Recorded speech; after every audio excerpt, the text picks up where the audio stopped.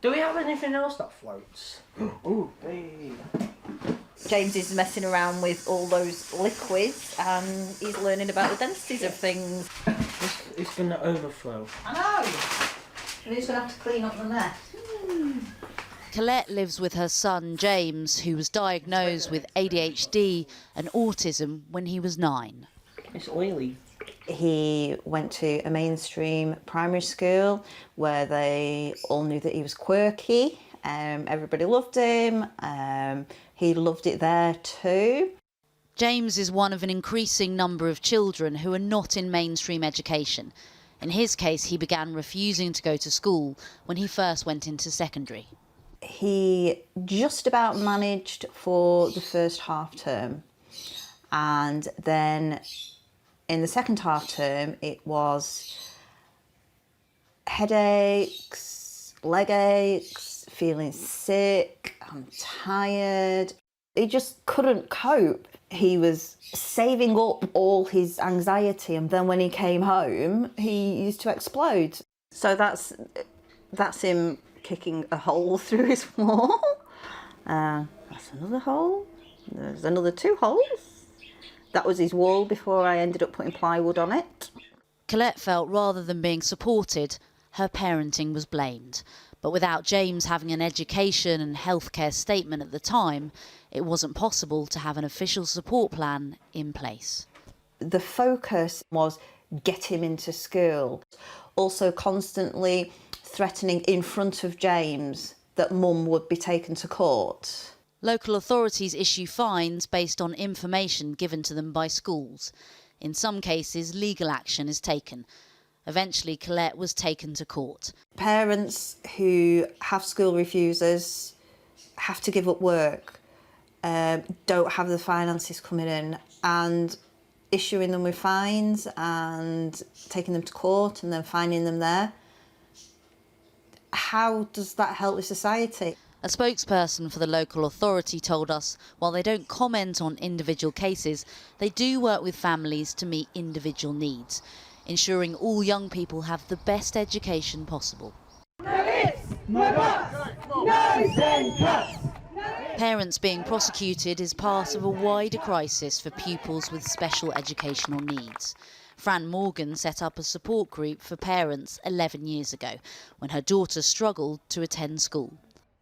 My daughter first school refused in primary, and then when she transitioned to secondary, which is a common trigger point, we did get a statement, we did get a diagnosis.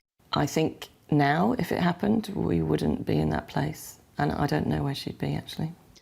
Since Fran's experience of school refusal, the number of people being prosecuted has grown. The latest figures show that in 2018, over 27,000 parents were taken to court in England and Wales, up nearly 35% compared to the year before. If your child suddenly becomes anxious, perhaps they're in the wrong setting, perhaps they have an undiagnosed SEN, or perhaps they have something that's recognised but not adequately supported, and they really struggle to go, and anxiety is such a key part of this. The law simply says they must. There's no flexibility in that law, it's completely black and white. And I think, yeah, as the problems in the system have increased, have got worse, so school refusal has got worse. This first primary school one, and then 2 from the secondary school he went to. Louise lives with her son Kyle, who has autism and struggled at school. Kyle's refusal school started probably when he was about 6 or 7, but at that point he was easier to dress, pick up and drag in and dump there. But as he got older, it was harder for me to force him into school. When Kyle didn't reach his attendance targets, Louise ended up in court. I was summoned to go to court. I was guilty of an offence under section 444, part 1 of the Education Act 1996. I was absolutely devastated. I felt my life was over, and I really had no idea what my route forward was going to be. Kyle and I realised that We'd only got a few options regarding his continued education. We knew he would continue to have a high level of absence, and if that was the case, then I would end up back in court again at a later date and possibly in prison. Our second option was to remove my responsibility of getting him into school and to put him into care. The only other option we could come up with was to remove him from the education system completely, and that's what we did. I ended up home educating for a year. The whole experience was extremely traumatising, very, very stressful, and I wouldn't wish it on my worst enemy. We contacted the local authority, who told us the council issues fines based on information given to them by head teachers, adding regular attendance is an essential part of a good education. Rona Epstein carried out research into the parents being punished for their child's truancy. I did find it shocking and surprising, but really shocking, that parents of children with such serious physical health issues and other learning difficulties were faced with the threat of prosecution. It is a huge waste of really expensive resources. Prosecuting people is a very, very expensive business. And just think if all that money had been spent on having more support for children who have difficulties. Look at that. Cool. With over 750,000 children classed as persistent absentees in England, often it's parents who are left to pick up the pieces. Colette has not been able to work since James stopped going to school and is now at risk of losing her home. It's completely broken me. I have no personality anymore. I'm his mum, that's it. I don't have a life. But at the end of the day, he's my son. And I mean, where would he end up if I did fall to pieces? That looks funky. Well, we did ask to speak to the schools watchdog Ofsted, but no one was available, while the Department for Education gave us a statement saying we have increased high needs funding for children and young people with the most complex special educational needs and disabilities to well over £6 billion this year. And they said it was the duty of local authorities and schools to support children and young people with special educational needs and disabilities and make sure that they were receiving a full-time education. Well, earlier I spoke to David Laws, the Liberal Democrat who served in the coalition government as the Minister for Schools. And I asked him whether he thought it was right for local authorities to prosecute parents of children with special educational needs. I think it's really difficult to believe that it makes sense for local authorities to prosecute parents if the reason for the child not being at school is a lack of proper support for their special needs. I'm very surprised that local authorities would do that. So what should local authorities be doing with parents like Louise and Colette? Well, I think there are two things. Firstly, local authorities and schools need to apply some common sense about cases of absence, unauthorised absence, that they take through the courts. But the second thing is that this probably is a symptom of something of a perfect storm in special educational needs funding that has been developing over the last few years that looks like it's left local authorities across the country generally without the funding they need to deal with the special educational needs demand that is out there. And it's growing as well. Yes, it is. And of course, local authorities have reason to be concerned about the overall level of special educational needs funding. What they've seen is a big increase in demand, more children with special needs, a cut in general in the level of per pupil funding for all types of education, and a lot of problems with the special needs funding system, inability to move money around, funding patterns based on historic need, not current need. Obviously, that 8% real terms reduction in education funding that's since 2010, that began when you were in government. Do you regret that now, that you didn't fight harder as an education minister to get the Treasury to relent? Well, as you know, during the coalition period, there was a real terms protection of the schools budget, which I think is something that was a very good thing.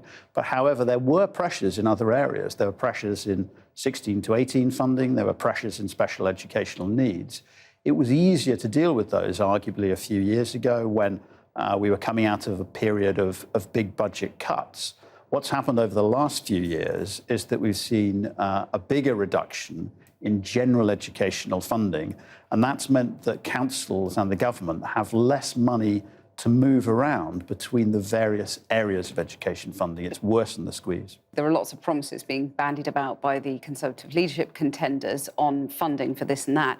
What would you say to them, based on what you've seen in our film and what you know more broadly, what they should do about education funding, in particularly SEN funding? I think there's a risk with all politicians, including those of us who've been in politics, that sometimes there is a big focus on the things that are at the centre of the public debate most of the time: school funding, higher education funding. And you often have Cinderella areas, the funding of colleges, the funding of special educational needs, which, to be honest, most people don't really understand, and which therefore sometimes aren't given the political priority they deserve. And I think what's key is, as we head towards another spending review at some stage, there really needs to be a fundamental review by the government about whether the special educational needs funding system is fit for purpose. Do you think it is fit for purpose? I think it's very obvious that the funding system for special educational needs is not fit for purpose. We saw the government last year acknowledge that it needed to put extra money into the system. So I think that there are clear symptoms here of a system that is really struggling to match demand. Well, joining me now is Fran Morgan, who you saw in that previous report. She's campaigning for a change in policy regarding children who refuse to go to school. You set up a support group for parents in need. How pressing is that need, do you think? It's a growing problem. So I've been involved for about 11 years, and in that time I have seen it grow exponentially. And the number of kids with special educational needs? Well, the number of children struggling with school attendance, quite often as a result of either unmet special educational needs or unsupported, diagnosed but unsupported needs. So it is a perfect storm. It's a result of the cuts, which have cut SEN teams and support staff, increase in academic testing, the support systems that schools need, like CAMS, OTs, That's mental health, yeah. They're all struggling. So it's creating a lot more children with anxiety who are then struggling with attendance. Well, your daughter struggled with anxiety and had some anxiety disorders. Yeah. How traumatic was it for you when that sort of started to unravel and she refused to go to school? It's really difficult because you don't know what the problem is. You're not getting support. You're getting an increasing sense that actually it's really important that you make her go. And the default is just to force attendance, just get her here. And that can cause irreparable damage. So you constantly had in the back of your head, if you don't get her to school, you're going to end up in court. Yeah. You were threatened with prosecution? Yes, and children are routinely told your parents will go to prison or will be fined if you don't go to school. And those threats simply don't work. Well, what impact did that have on you as a family? Oh, it's really hard, and it's over a long period of time. So financially, in terms of stress, in terms of siblings, it's really, really hard. A lot of school heads say it's absolutely crucial. This is always the message you hear, isn't it? That you've got to have a 100% attendance rate because any absence harms a child's future. And there is a lot to that, isn't there? Yes, absolutely. Attendance affects attainment, but it can't be at the expense of a child's mental health or well-being. It's not good enough to just say, get them here. So really, there's got to be a much more detailed look by schools and local authorities at the individual situation. Yes. Got to understand the underlying need and meet those needs and stop punishing parents. Do you have any sympathy with the fact that local authorities have had such massive budget cuts that quite often, they're getting the blame for this, really? I think schools and local authorities are struggling because of the budget cuts, but it's not enough to push it all back on parents. So what do you want the councils and the schools to do now? Oh, we need lots of things. We need more research to create some consistent best practice. We need a change in the law so that those parents are not fined and prosecuted.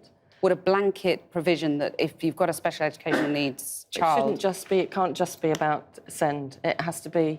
If your child is struggling with school attendance for whatever reason, you can't just use a blunt instrument to fine and prosecute parents. So remove the threat of prosecution in law. Yeah. Fran Morgan, thank you very much for joining us. Thank you.